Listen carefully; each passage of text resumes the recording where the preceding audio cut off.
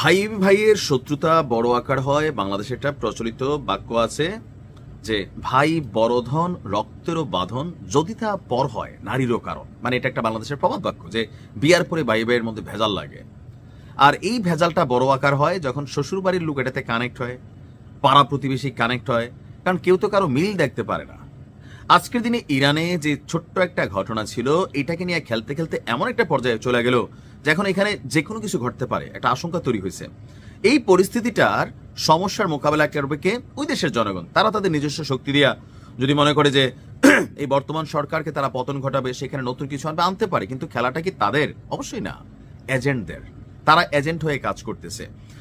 তো এখন অনেকে যারা এখানে ঢুইকা গেছে, এরা আন্দোলনটার আউলাইয়া ঝাউলাইয়া রাজকীয় বাহিনী, সেনাবাহিনী, পুলিশ, থানা হামলা, ক্যান্টনমেন্ট, বিভিন্ন জায়গায় কিন্তু বড় বড় অকারেন্স ঘটাচ্ছে। আর এতে পশ্চিমারা এখন আর একটু শক্তিশালী হয়ে গেছে, সাহস পাইতেছে এই পরিস্থিতিতে আইসা। তবে আমার মনে হয় এই বক্তব্যটা আরও একটু আগে দেওয়ার দরকার ছিল ইরানের প্রেসিডেন্টের।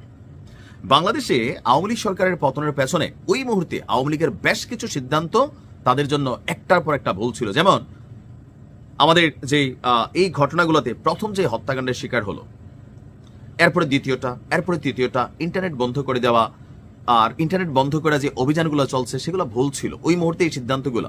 তো ইরানও ধারাবাহিক ভুলের পরে আমার মনে হয় যে এখন একটু লাইনে আসছে।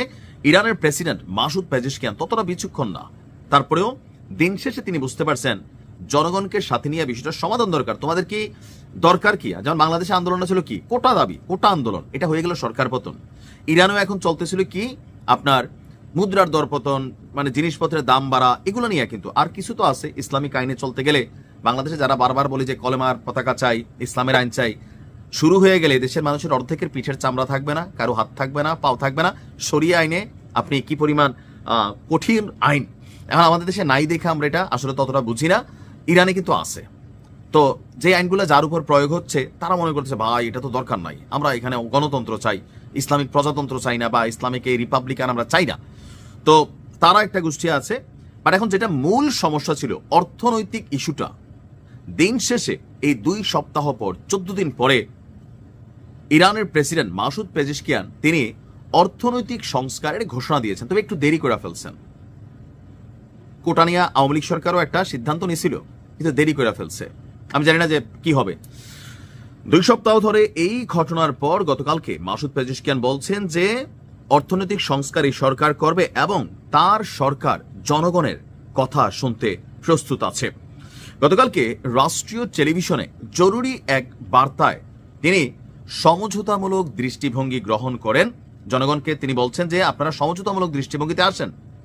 তার প্রশাসন দেশের অর্থনৈতিক সমস্যা সমাধানে দৃঢ় প্রতিজ্ঞ এবং একই সাথে তিনি আমেরিকা এবং তার যে ছেলে আছে তারা যে অস্থিরতা বা এখানে যে খেলাটা খেলছে সেইটা বোঝার জন্য জনগণকে বোঝানোর চেষ্টা করছেন যে তাদের পক্ষ হয়ে আপনারা কথা বলবেন না, কোন রকম ঘটনা ঘটাবেন না। ইরান আপনারই দেশ, আপনারই রাষ্ট্র, আপনার সমস্যা আপনার সরকারের সাথে, সরকার এটার সমাধান করবে, এটার সমাধান দিবে, সুতরাং আপনারা শান্ত হন।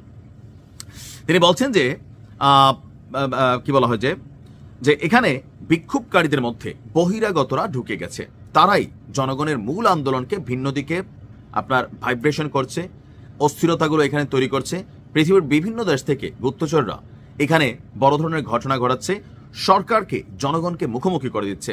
তবে পেজেশকিয়ান সাহেব এই বক্তব্যটা একটু লেটে দেওয়ার কারণ আমার মতে যে ধরেন জনগণের যে সমর্থনটা প্রথম 12 দিন ছিল না, কিন্তু এখন গত 2 দিন যাবৎ সরকারের পক্ষে ইরানের রাজপথে অনেক মানুষ নামতেছে, যারা বুঝতে পারতেছে খেলাটা অন্যদিকে চলে গেছে, আন্দোলনটা টার্গেট অন্য কিছু।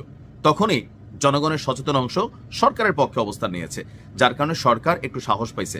তো আমি মনে করি খুবই গুরুত্বপূর্ণ একটা সিদ্ধান্ত নিয়েছেন, সময় উপযোগী, অ্যাজ সুন অ্যাজ পসিবল এটা সর্ট আউট করা দরকার। Best of luck.